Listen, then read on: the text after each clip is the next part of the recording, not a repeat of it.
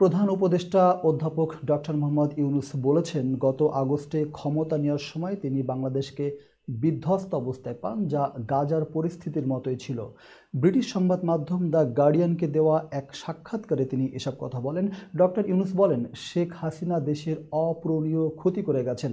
এটি ছিল সম্পূর্ণরূপে বিধ্বস্ত একটি দেশ। ভবন ধ্বংস না হলেও প্রতিষ্ঠান, নীতি, মানুষ ও আন্তর্জাতিক সম্পর্ক ধ্বংস হয়ে গেছে।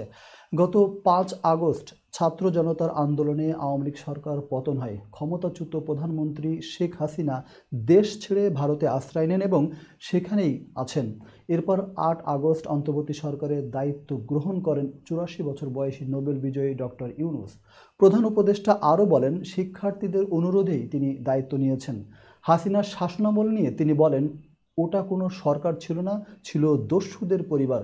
যে কোনো আদেশ মানতে বাধ্য করা হতো। গার্ডিয়ান জানায়, হাসিনার শাসনামল ছিল স্বৈরাচার, সহিংসতা ও দুর্নীতিতে ভরা। জাতিসংঘের তথ্য মতে সরকার বিরোধী আন্দোলনে ১,৪০০ জনের বেশি মানুষ নিহত হয়, যা মানবতার বিরুদ্ধে অপরাধ হিসেবে গণ্য হতে পারে।